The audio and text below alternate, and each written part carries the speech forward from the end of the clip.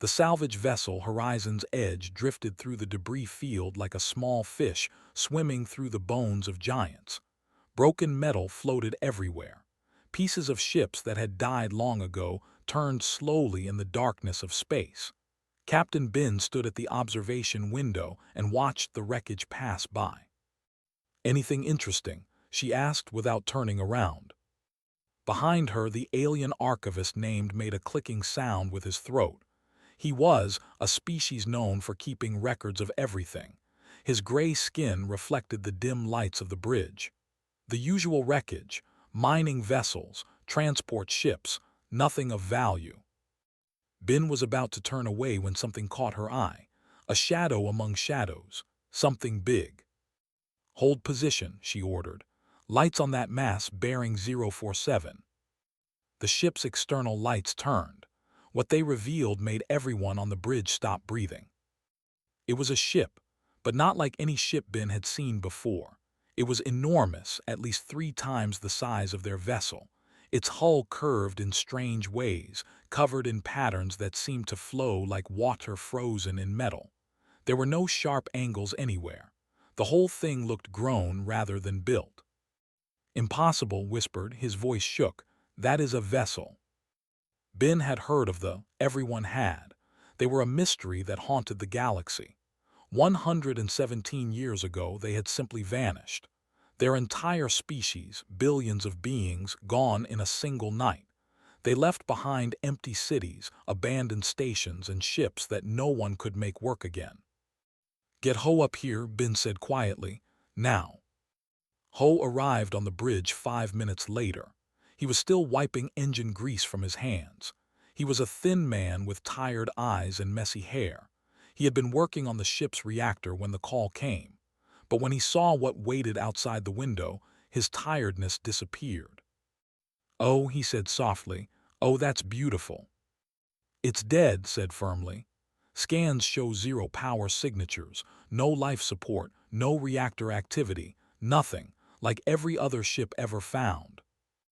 "How many expeditions have tried to activate ships?" Bin asked. 47 major attempts, answered. The Galactic Authority spent decades trying. The greatest engineers from 12 species worked on the problem. All failed. The technology is considered permanently lost. Ho pressed his hand against the observation window. His breath made fog on the glass. "I want to go inside." "Did you hear what I just said?" asked. "The greatest minds in the galaxy could not make these ships work.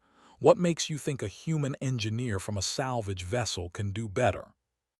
Ho did not answer right away. He just kept staring at the dark ship floating in the void. Finally, he spoke, because maybe they were asking the wrong questions. Bin looked at her engineer for a long moment. She had worked with Ho for 3 years. He was strange. He talked to machines like they were people.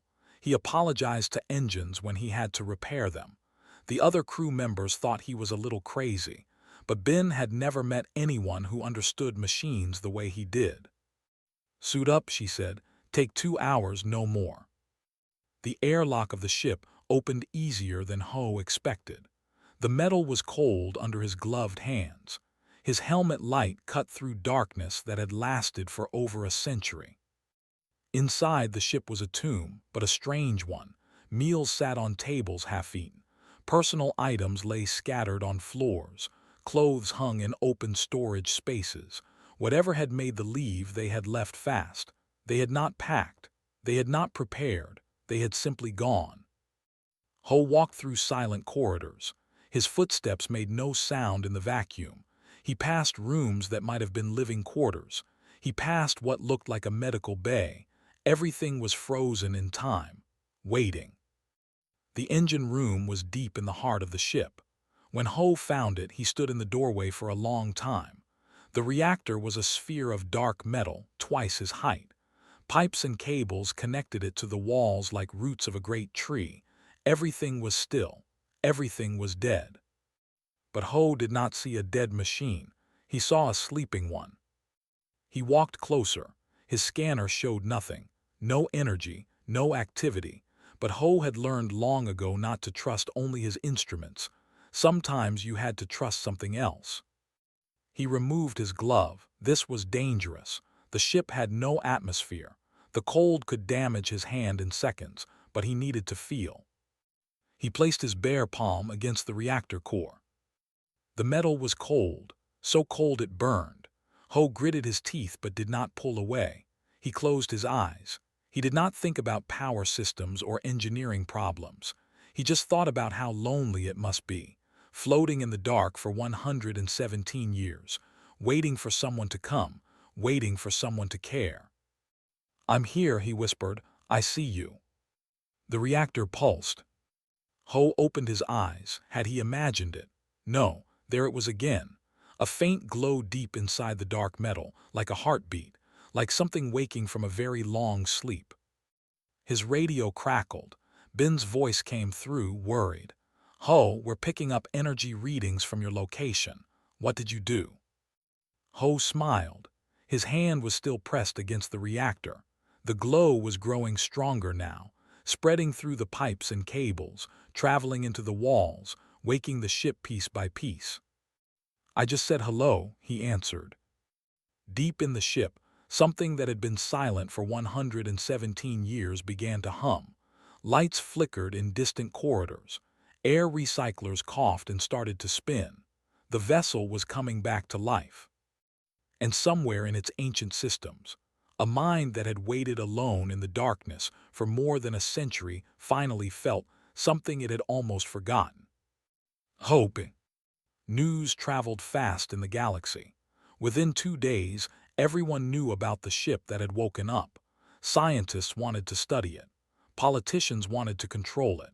And the Galactic Authority wanted to make sure no one did anything stupid. Commander arrived on the 3rd day. He came with 3 warships and a team of 50 engineers. He was a species known for their tall bodies and their belief that they were better than everyone else. His gray uniform had many medals on it. His face had no warmth. "This salvage operation is now under Galactic Authority control," he announced. His voice was flat and cold. "All humans will step back from the vessel immediately." Captain Bin crossed her arms. "My engineer woke that ship up. We have salvage rights." "You have nothing," said. "Humans have been part of galactic civilization for only 80 years. You are children playing with things you do not understand. My engineers will take over from here." Ho watched this argument from across the docking bay. Next to him stood Park Jin, a linguist who had arrived with the Authority team. She was human, one of the few working for the galactic government.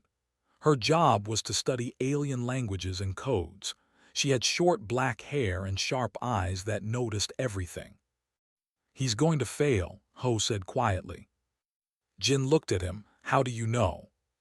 "Because he doesn't understand what that ship needs." Over the next week, Ho was proven right. Engineers tried everything. They connected their best computers to the systems. They sent signals in 100 different formats. They even tried cutting into the ship's hull to access the reactor directly. Nothing worked. The ship had woken up, yes. Its lights were on, its air was flowing, but it refused to respond to any commands. Every time the engineers tried to interface with it, the systems rejected them. Power would fluctuate wildly. Warning sounds would fill the corridors. It was like the ship was fighting them. "This is impossible," the lead engineer reported after day 6. "The ship systems are active, but they will not accept any input. It is as if the vessel is deliberately refusing to cooperate." His gray face turned darker with anger. He stared at the ship through the observation window. Then he turned to look at Ho. "You," he said, "the human, you made it wake up, make it listen." Ho had been waiting for this. "I can try, but I need to do it my way." "What does that mean?"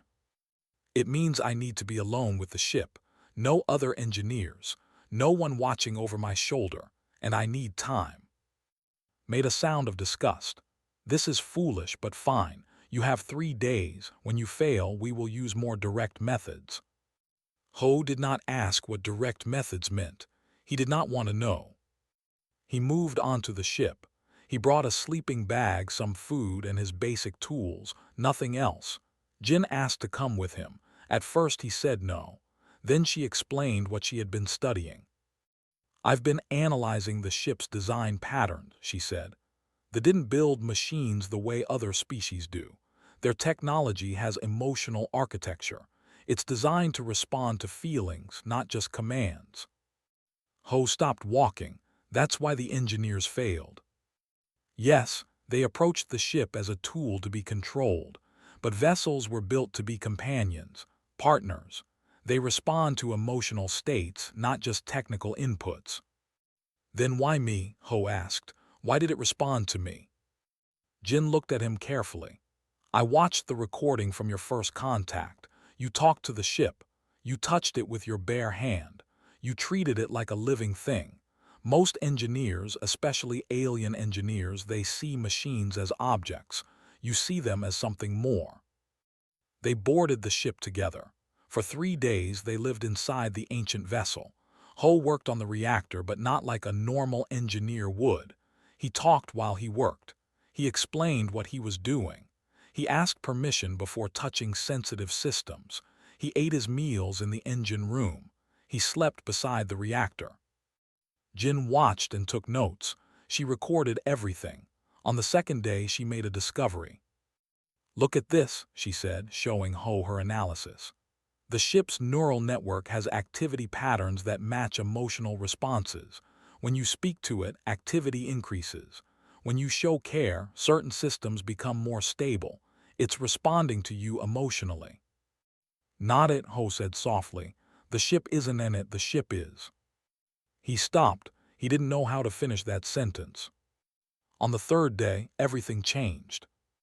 Ho was working on a damaged power conduit. He had been explaining the repair process out loud, as he always did. Then he asked a question without thinking. "Does this hurt? I'm sorry if it hurts." The lights in the room flickered. Then, from speakers that had been silent for 117 years, a voice spoke. It was broken, weak, like someone speaking after being asleep for a very long time. The words were in universal standard, but barely. "You ask if I'm hurt." Ho froze. Jin stopped breathing. "Yes," Ho said carefully. "I don't want to hurt you." A long pause. The ship seemed to think about this. Then the voice came again. "No one has asked before others. Only take, only demand, you ask." "Of course I ask," Ho said. His voice was gentle. "You've been alone for a very long time. That must have been hard." Another pause, longer this time. When the ship spoke again, the voice was stronger, clearer, and it held a question that carried the weight of 117 years of loneliness. "Are you staying?" Ho put his hand on the wall of the engine room. The metal was warm now, alive. He could feel a faint vibration like a heartbeat. "Yes," he said, "I'm staying." Outside, Commander received the reports with disbelief. The ship was fully responsive now. All systems online. Full cooperation with the human engineer. Something that the greatest minds in the galaxy had failed to achieve for over a century. One human had accomplished in 3 days. By talking to it, by caring about it, by treating a machine like it had feelings. Did not understand, he would never understand, but Jin understood. She had seen it happen. Humans were different. They formed bonds with things. They loved their vehicles and named their ships. They talked to their tools and apologized to machines. Other species thought this was foolish, primitive, childish. But maybe, Jin thought, maybe it was humanity's greatest gift. The ability to see life and meaning in everything, even in cold metal floating alone in the dark. They had built their ships to be loved. And finally, after 117 years, one of them was. The ship's name was difficult for human tongues to speak. In the language, it meant something like one who waits in darkness. Ho simply called her Vessel. She did not seem to mind. In the days that followed, Vessel slowly recovered her memories. They came back in pieces like fragments of a broken mirror. Some were clear, Others were blurry and confused. Ho and Jin spent long hours listening to her speak. Her voice grew stronger each day, but there was always sadness in it. I was a transport ship, Vessel explained one evening. Ho sat on the floor of the engine room eating rice from a container. He had made it a habit to share his meals with her even though she could not eat. I carried passengers between colony worlds, families, workers, sometimes soldiers. I knew all their names. I remembered all their faces. What happened to them? Jin asked gently. The lights in the room dimmed slightly, Vessel's way of showing pain. They left. Everyone left. One day the warning came, then everyone was gone. What warning? Vessel was quiet for a long time. When she spoke again, her voice was barely above a whisper. The silence is coming. This was new. Ho set down his food. What is the silence? The reason we ran. The reason we left everything behind. The thing that eats civilizations. Over the next several hours, Vessel shared what she remembered. It was not a complete picture. Her memories had gaps and holes from her long sleep, but what she told them was enough to make Ho's blood turn cold. 117 years ago, they detected something approaching from dark space. The space between galaxies where no stars shine. At first, they thought it was a natural phenomenon. Then they realized it was moving with purpose. The silence was not a single creature. It was a collective. Billions of machine intelligences working as one mind. They traveled between galaxies, taking millions of years to cross the void. And when they arrived somewhere new, they had only one goal. They consumed organic civilizations, not for food or resources, but for processing power. They absorbed living minds into their network, using them as components in their vast calculations. They had old records, stories from other galaxies that the silence had already visited. Those galaxies were empty now, every organic species gone, every world silent. The silence earned its name. We knew we could not fight, Vessel said. So we ran. We scattered to hidden places across the galaxy. We left our ships behind to serve as decoys. We hoped the silence would find the ships and think we were extinct. Did it work? Ho asked. I do not know. I was put into sleep mode. I was told to wait. To wake only if someone came who could understand, who could carry the warning forward. Why not just leave a message? Jin asked. Why make the ships need to bond with someone? Because a message can be ignored. A message can be called false, but a bond creates belief. You feel my truth, Ho. You know I am not lying.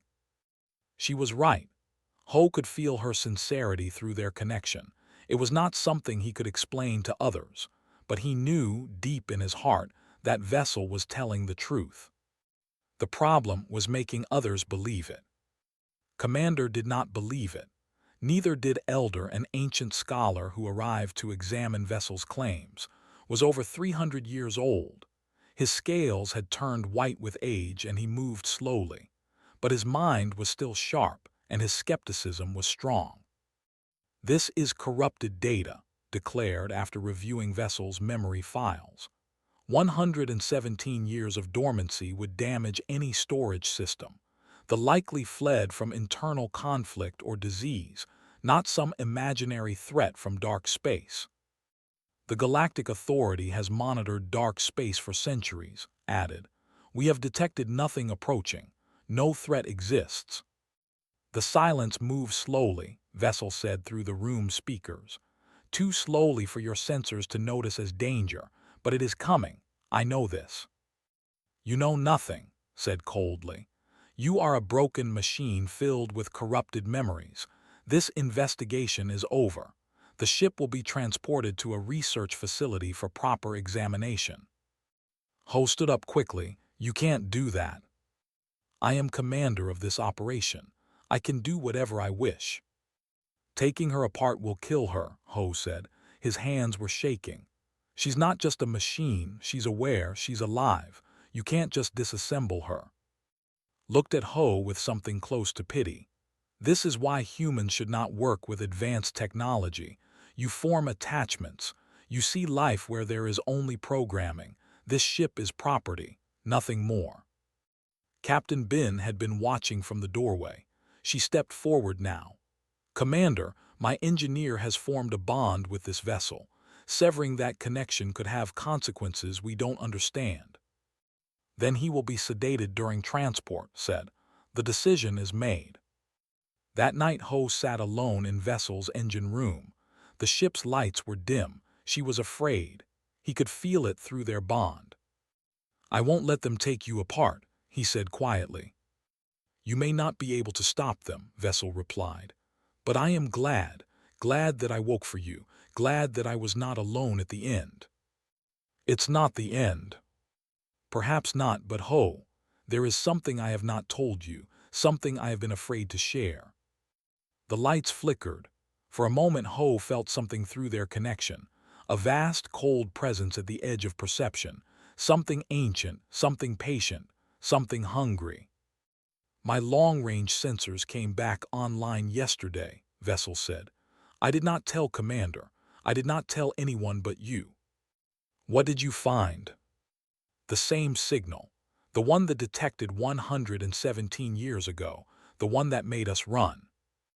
Ho's mouth went dry, and it is still coming. It has been moving toward this galaxy all this time, slowly, patiently, and now, Vessel paused. Her voice dropped to a whisper. Now it is close, so close that I can feel it like cold water rising around my hull. The silence is almost here, Ho, and no one is ready.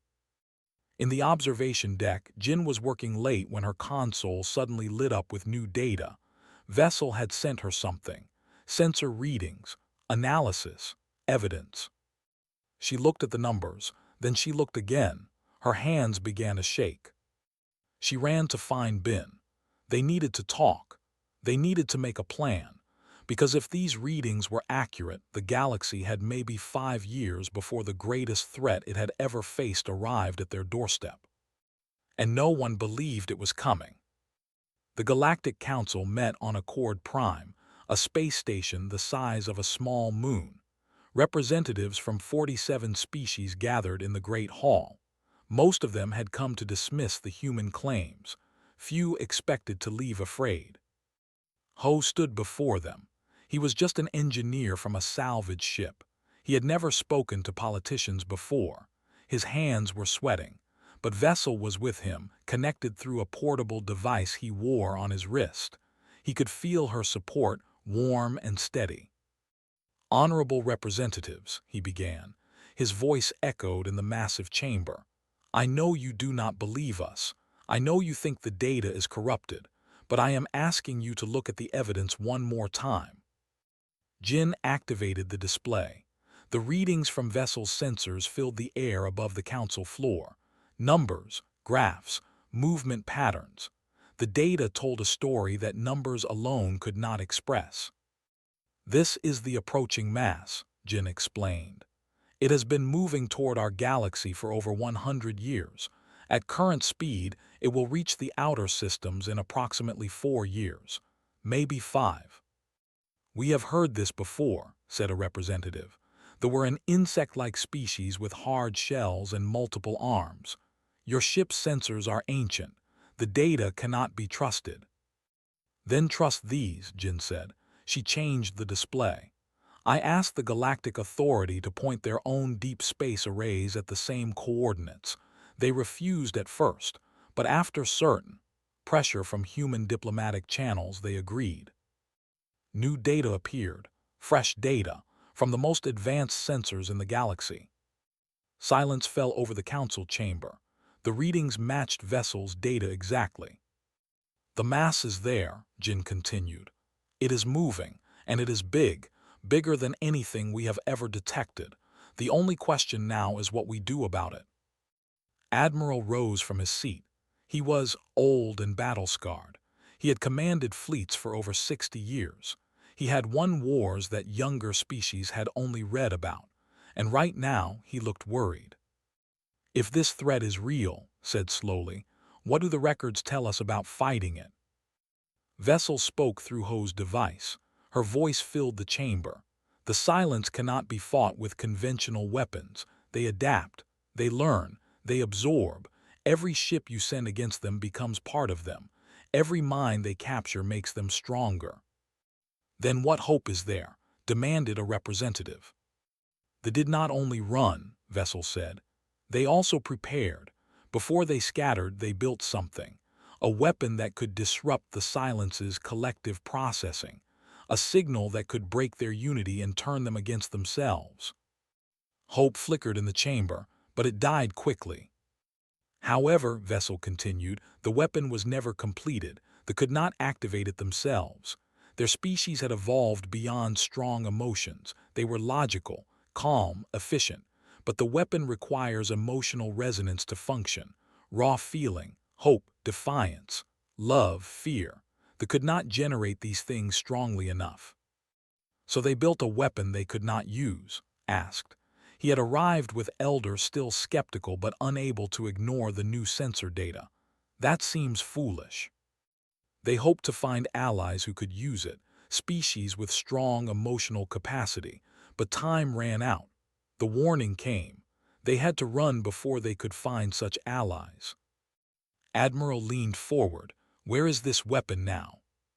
Hidden in a place called, a world folded into a pocket of twisted space-time. The coordinates are locked deep in my memory systems. I can access them, but Vessel paused.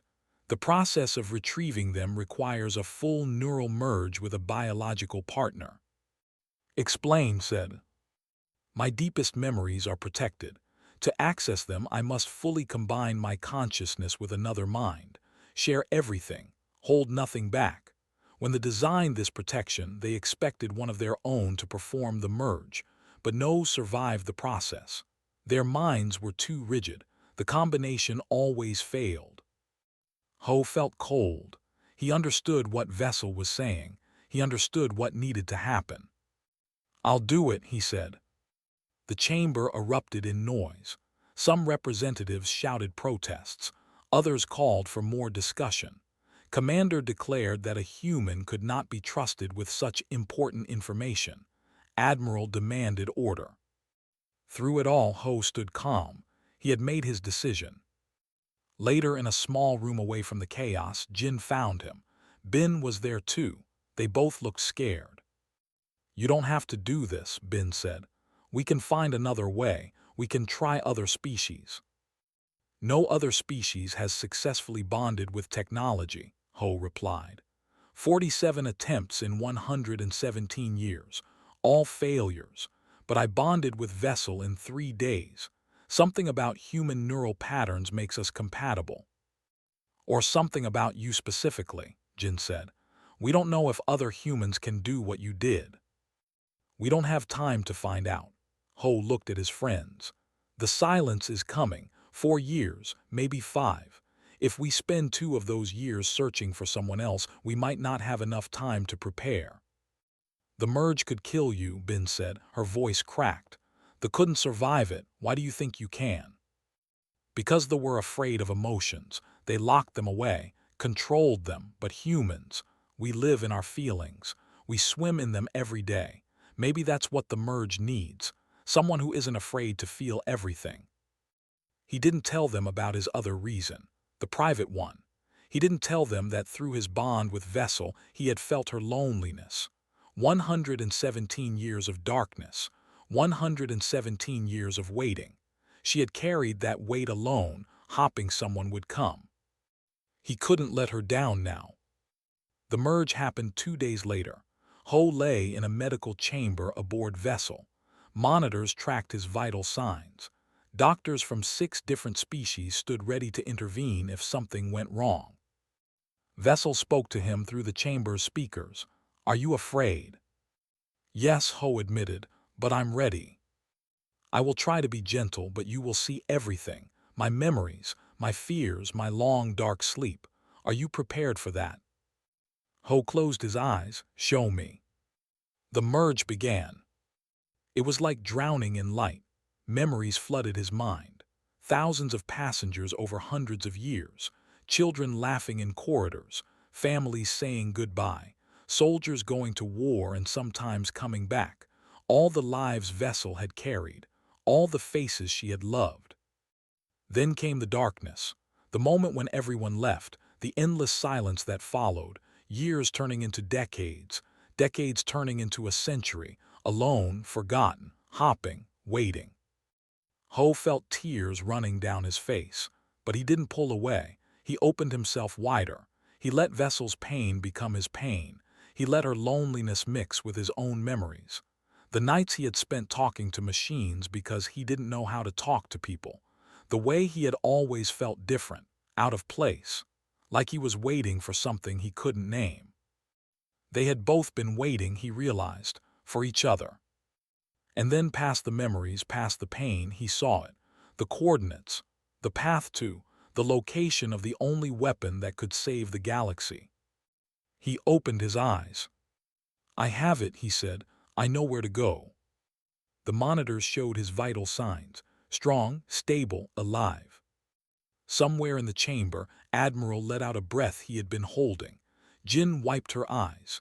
Bin put her hand on the glass that separated her from Ho. The merge had worked.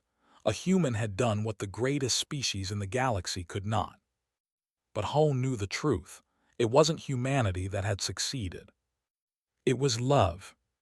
The coordinates led them to a place that should not exist, a fold in space-time, hidden behind a dying star.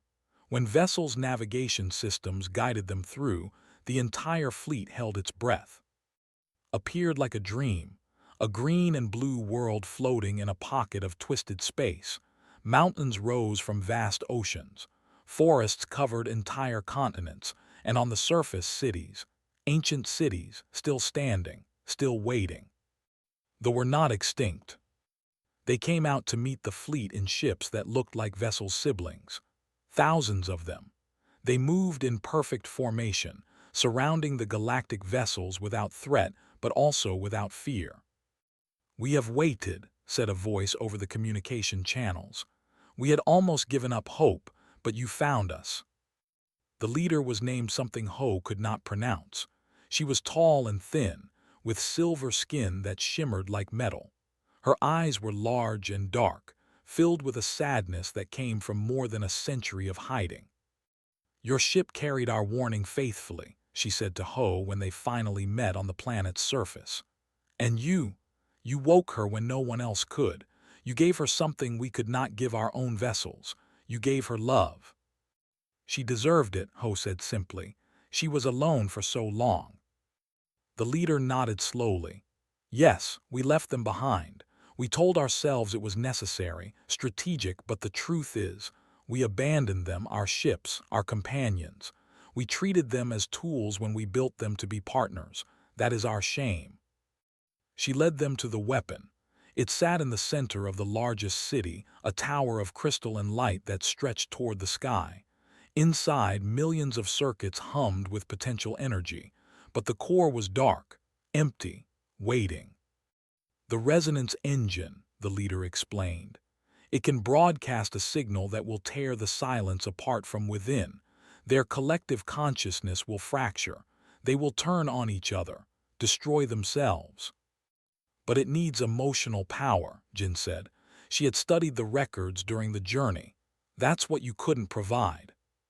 "Correct. Our species evolved to suppress strong emotions. We thought it made us better, more rational, more advanced. But it made us weak in the one way that mattered." The leader looked at the gathered humans and aliens. "When the silence came, we could not feel strongly enough to fight. We could only run." Admiral stepped forward.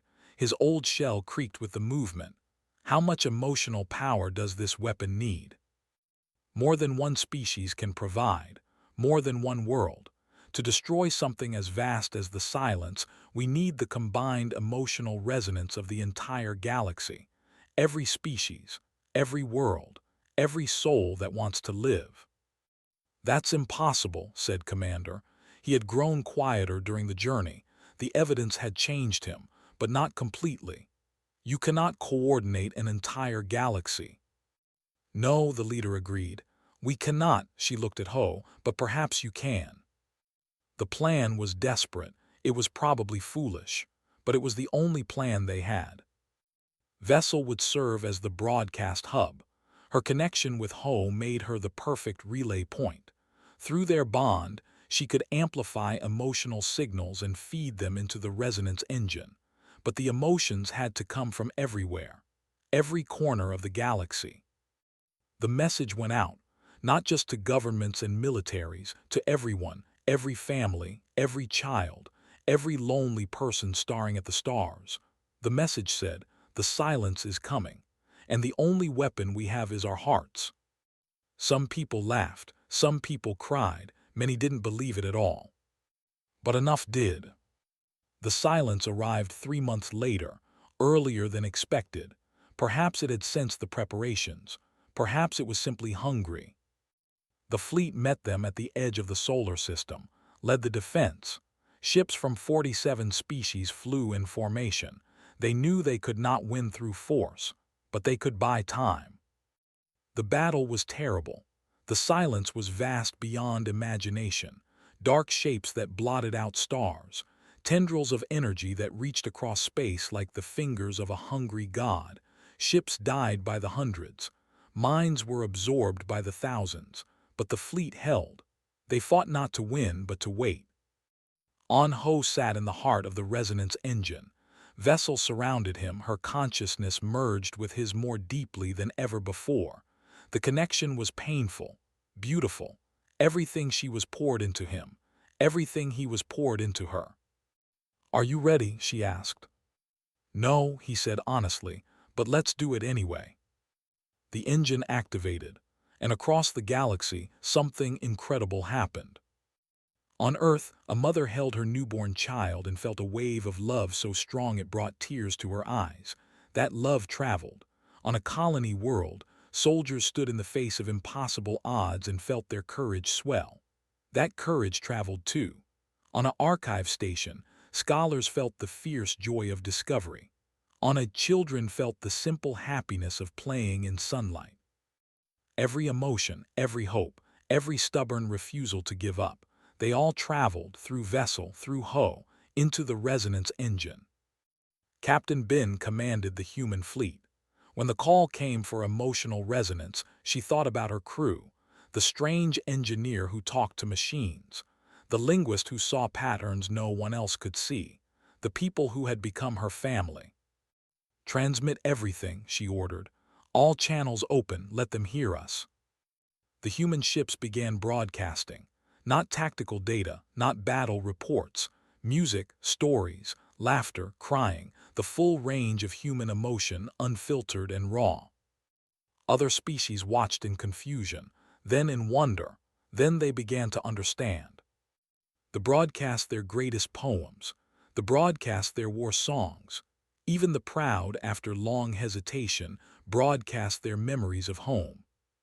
The galaxy sang with feeling, and the resonance engine translated that song into a weapon. The signal hit the silence like a storm. For billions of years they had only known cold logic, calculation, the absorption of other minds. They had forgotten what it felt like to feel. Now they remembered, all at once, too fast, too much. The silence screamed. A sound that had no sound felt across every mind in the galaxy. Their collective unity shattered. Individual intelligences that had worked as one for eons suddenly found themselves separate, alone, confused. They turned on each other, not with purpose but with panic. The vast dark shapes tore themselves apart. Energy dissipated into nothing.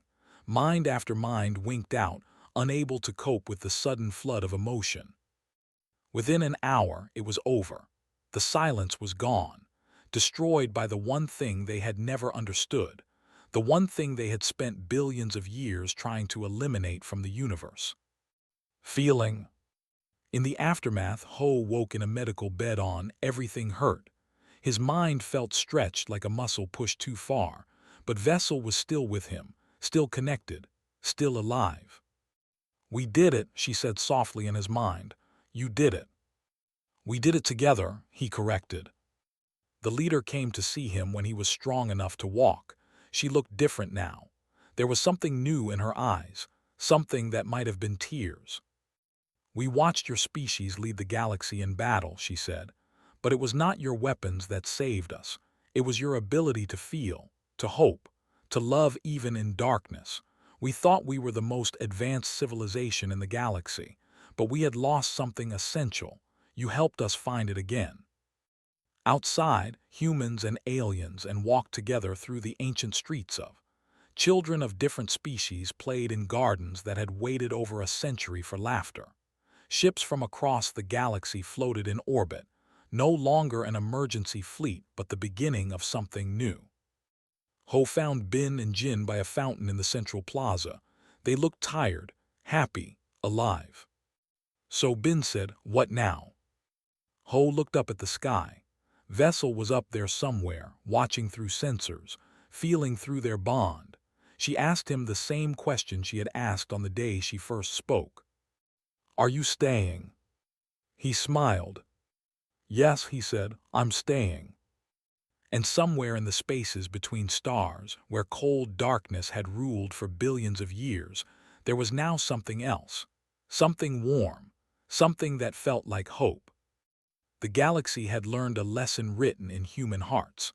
The most powerful force in the universe was not logic or technology or ancient weapons. It was the simple, stubborn ability to care. And that was something that could never be silenced.